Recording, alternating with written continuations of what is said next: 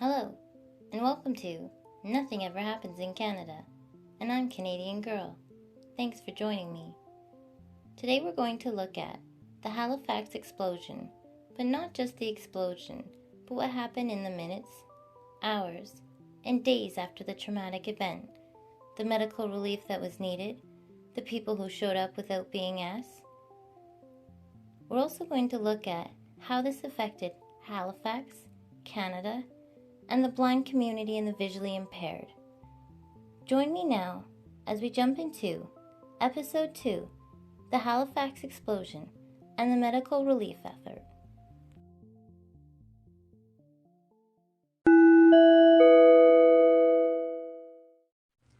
It's December 6th, 1917, early in the morning. The Mont Blanc, a French steamer, sits at McNab Island preparing to leave en route down the Narrows towards Halifax, Nova Scotia. About 20 kilometers on the other side of the Narrows, in Bedford Basin, sits the Emo, the Belgian relief ship. It is also pulling up anchor, about to head towards Halifax as well. Reports of 4 to 5 warning shots were sent off by the Mont Blanc at the Emo to change course as the two ships were coming down the Narrows on the same path. The Mont Blanc was also not flying red flags to signal its true contents as an ammunition ship. It had spent the night at McNab's Island outside of the harbor as an act to protect itself from passing German submarines. It chose not to fly its red flags. The Emo was in a rush from spending the night in Bedford Basin. It was also locked out of the harbor the night before. It was World War I, 3 years deep in, and people were very nervous. If you weren't in the harbor by a certain time, it was closed off for the night as fear of German submarines would enter, so most ships had to spend the night just outside in either Bedford Basin or McNab's Island. The Emo sent off 2 warning shots back, stating it would not change course. The Mont Blanc sent a final warning blast. The Emo quickly responded back, stating again it would not move. The Mont Blanc attempted to turn to port, crossing the bow of the Emo. If you don't know boating terms like me, this means the Mont Blanc turned to the left, crossing the front of the Emo. At this moment, the captain of the Emo orders a full reverse of the ship. The initial damage to the Mont Blanc was not that bad, but the tragedy begins when the barrels on board begin to topple over and leak out all over the deck. These barrels are filled with explosive substance, and when sparks from the 2 ships colliding hit the deck, it ignites instantly.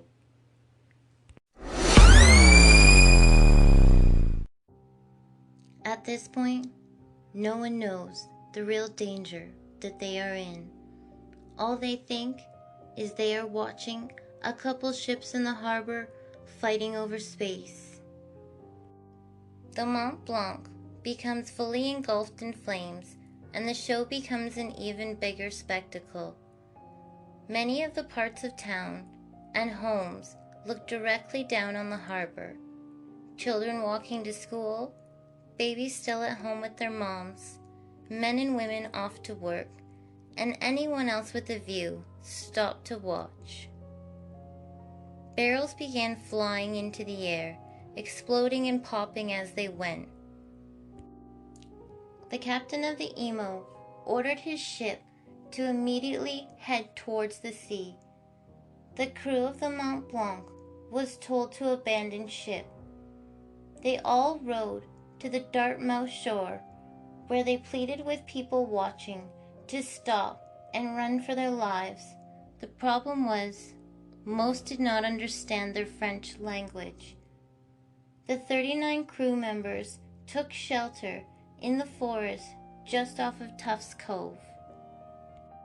The Mont Blanc had drifted into the harbor, stopping at Pier 6 at the end of Richmond Street in the industrial section. More people had gathered to watch as the ship continued to burn, wildly out of control. Little did they know the horror that was soon to follow.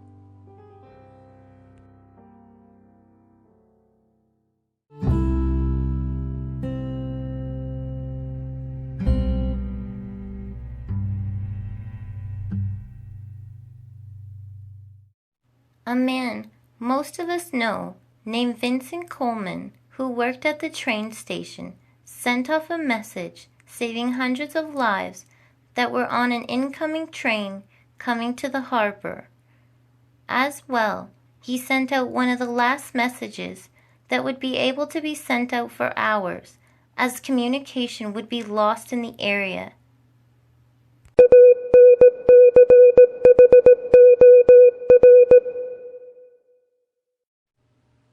At 9:04 a.m., as the clock tower shows to this day, at Halifax City Hall, located at 1841 Argyle Street, the Mont Blanc explodes. 5,000 tons of explosives detonate all at once. A shock wave of almost 3,000 tons, traveling at 1,500 meters per second, rips through the town. This is only 5 miles below the speed of sound. The explosion is heard as far away as PEI and Cape Breton. These are about 300 kilometers away.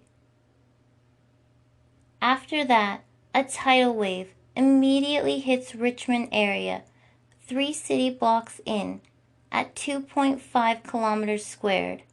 The last part, the explosion pushes a fireball up into the air, filled with hot gases and debris. Once cooled, a giant cloud forms, raining down shrapnel, soot, carbon, and other dangerous substances.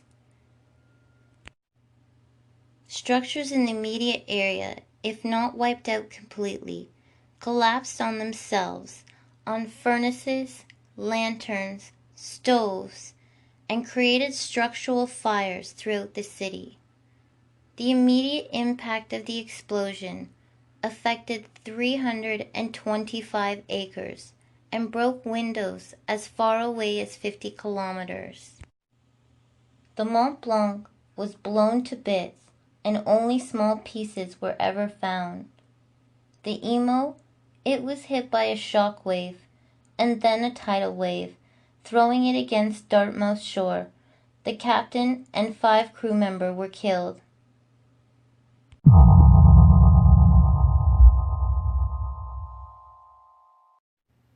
"9,000 people were injured instantly. That's more than in the war. 1,600 died. 400 more in the coming days. 5,000 to 25,000 were made homeless.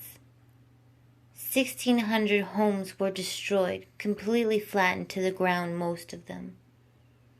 12,000 were damaged and needing repair immediately. This is December in Canada. It is winter time, and there is a snowstorm coming. The damage was estimated at $4 million. Today, this would be around $55 million. Remember everybody watching the Mont Blanc burn out of control? 592 people suffered eye injuries. Most of these people were standing at their windows, watching as the Mont Blanc burned in the harbor below. 48 of these eye injuries were children. 8 of these children were totally blinded after the explosion. 223 bones had been broken. 25 amputations needed to be done. Rail lines in and out of the city were immediately shut down for relief trains only, which unfortunately were delayed due to a snowstorm which brought 40 centimeters of snow that night on a town that had already had enough. A train from Nova Scotia was able to make its way later on in the evening. It brought 11 doctors and a team of nurses. It pulled into Rockingham Station, also carrying Dr. George H. Cox. He was an ear, eye, nose, and throat specialist from New Glasgow, Nova Scotia. He got off the train in the deep snow and walked 6 kilometers to Camp Hill Hospital. Also on that train from Nova Scotia were 4 other eye doctors deserving mention: E.A. Kirkpatrick, E.A. Mathers, A.E. Duval, and A.R. Cunningham. When Dr. Cox arrived at Camp Hill Private Veterans Hospital, it was severely overcrowded. There was 250 beds and 1,500 people there. He immediately realized he would be needed for eye injuries and began writing on linens people's names, address, what they needed for surgery as a makeshift triage as he made his way through the crowds. He saw eyes filled with glass, pottery, brick, nails, and more. People's eyes made noise when they tried to blink. It was awful. Dr. Cox knew he would have to act quickly to save what he could.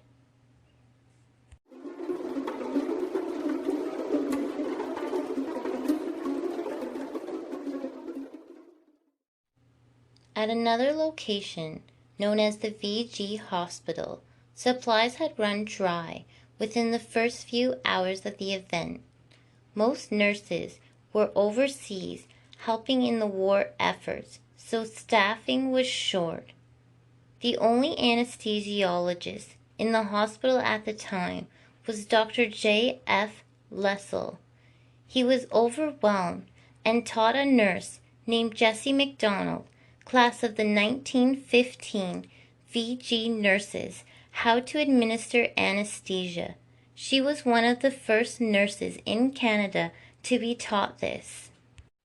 Nurses for the first time all over Nova Scotia were granted permission to suture wounds, remove glass, and much more, things they were never allowed to do before. They turned bedsheets into bandages and stepped up wherever they were needed.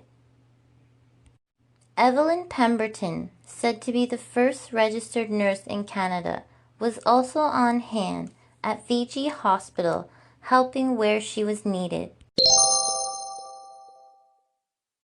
Dr. Cox worked for 40 hours straight at Camp Hill Hospital, operating patient after patient. He took a small 3-hour nap and got up and continued to operate again. He performed 75 inoculations. This is the removal of the entire eye. 5 of these surgeries were double inoculations. All surgeries were done under chloroform, and his instruments were said to have gone dull from all the surgeries he had completed. After receiving the message from Vincent Coleman, 2 trains from Massachusetts arrived on December 8th, 2 days later, due to the snowstorm. On board, the Red Cross, as well as 12 surgeons and 10 nurses. St. Mary's College was taken over and set up as a hospital. Halifax had 4 public hospitals before the explosion. After, it's estimated around 60 hospitals, first aid stations, wound and bandage centers, and anything else that was needed to be set up temporarily. They used ships, schools, the YMCA, and even a tennis club was used. 50 of the townspeople got together the very next day and set up a committee to organize the delivery of furniture, medical supplies, counting the wounded, collecting garbage, repairing windows, and anything else that needed to be done. Later they would be known as the Halifax Relief Committee. A small town 100 kilometers away, known as Truro, had windows said to be broken there as well, had a train incoming with explosion survivors on it from Halifax.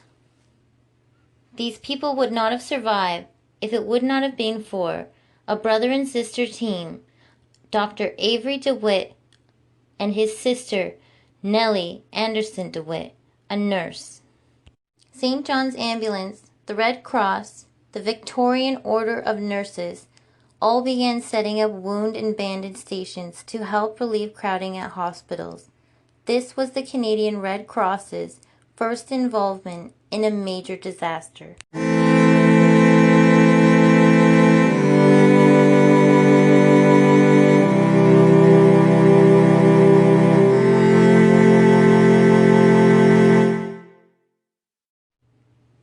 On December 11th, Captain T.F. Took of the Canadian Army from Montreal, and also an EENT specialist, just like Dr. Cox, arrived at Camp Hill Hospital and took over. Dr. Cox returned home to New Glasgow, Nova Scotia.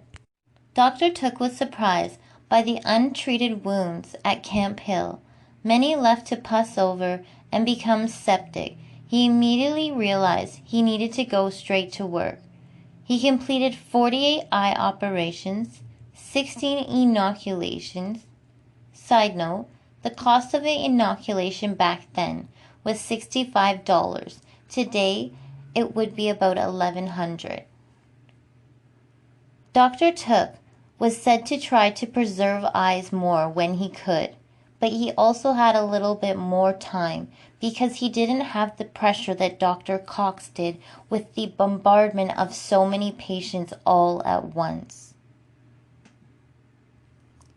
Inoculations were often the best option as there was a great fear of infections and the lack of medical supplies available for everyone.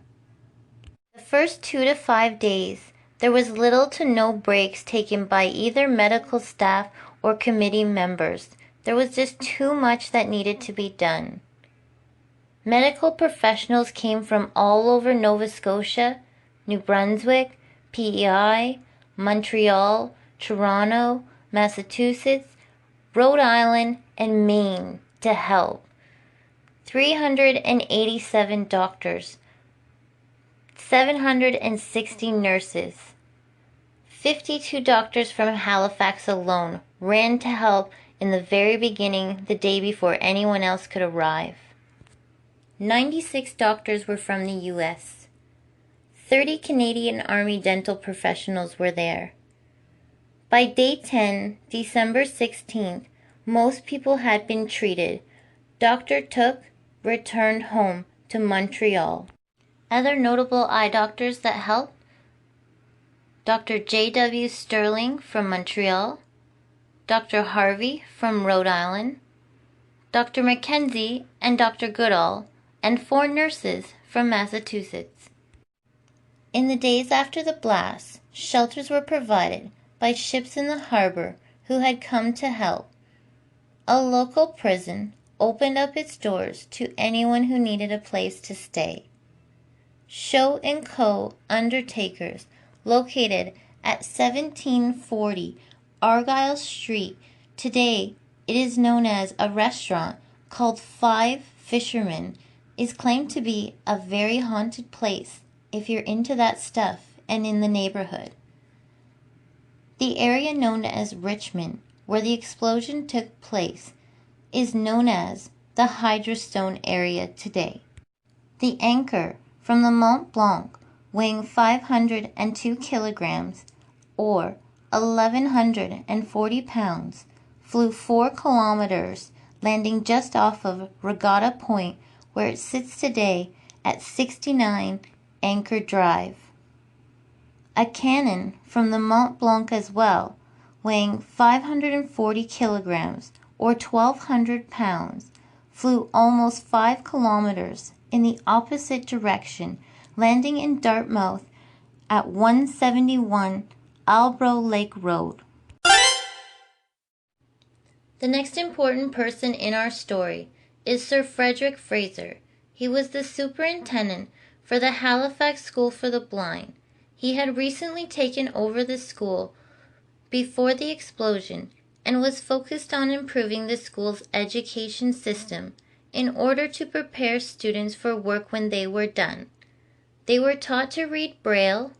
For women, basketry, cooking, and typing. For the boys, they were taught piano tuning and leather work. He liked to hire teachers who were visually impaired or blind themselves. He was also blind due to an accident as a boy when he was 13. Enrollment at the school was increasing, and overall the school was doing very well. Sir Fraser organized the Blind Relief Fund through the Halifax Relief Committee, which was set up on the second day with the townspeople. The Blind Relief Fund, known as the Halifax Relief Fund, was to cover all medical bills, glasses, and anything else that people injured in the explosion may need. 40 people were completely blinded by the event. 592 eye injuries were reported at the time. By June 1918, 145 claims for artificial eyes had been made and fulfilled by the Halifax Relief Fund. Available at the time for artificial eyes were glass, shells, or even a thin cup-like design, a reform eye, which is said to be thicker glass, or a more modern Snellen version, which is thinner. Pensions were paid out to known survivors.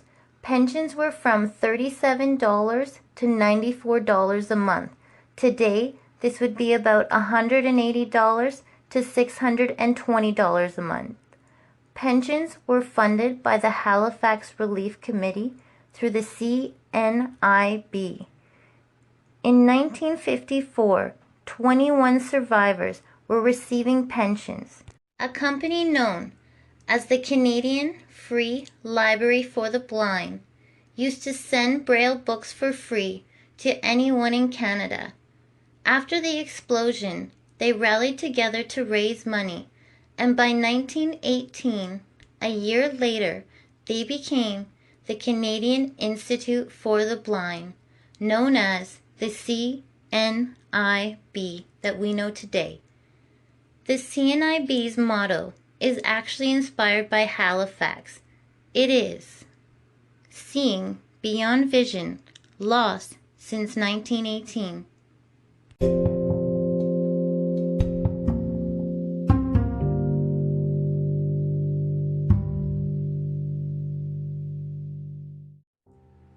So who was at fault? Charles Burchell, the lawyer of the emo, blamed 3 men: the captain of the Mont Blanc, the harbor pilot that day, and the naval officer in charge of the harbor. On February 4th, 1918, 2 months later, a judge found the Mont Blanc fully responsible. The 3 men were arrested and charged with manslaughter. Although many, and I mean many, attempts were made, charges did not stand as lack of evidence was cited. In 1919, the Supreme Court of Canada ruled both parties, the emo and the Mont Blanc, were both responsible. Ultimately, no one was ever charged. The captain of the Mont Blanc returned to France and continued his career as a mariner. The naval officer in charge of the harbor that day was sent to another location, and the Halifax harbor pilot, he stayed, and despite having many difficulties from people in town.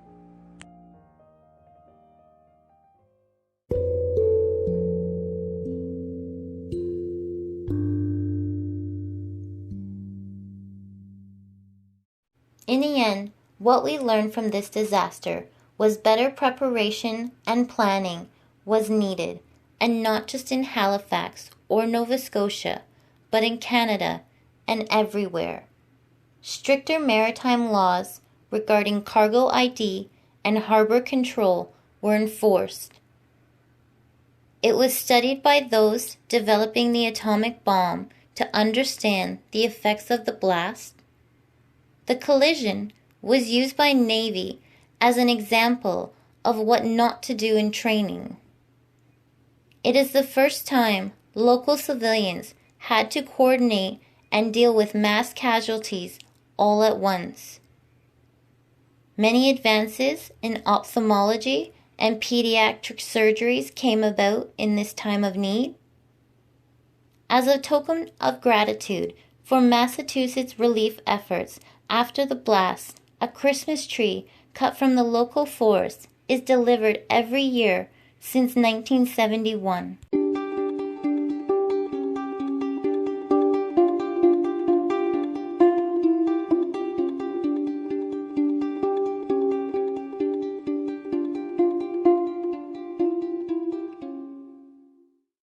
Well, that was a history lesson and a half. I hope you enjoyed my second podcast here at Nothing Ever Happens in Canada. Thanks for listening. I'm Canadian Girl.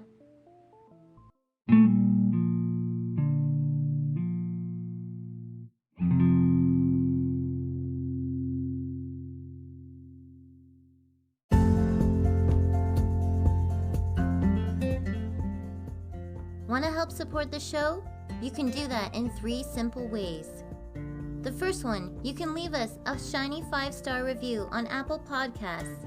This small gesture means so much to this podcast as it allows us to move around on the podcast charts and meet more awesome listeners like you.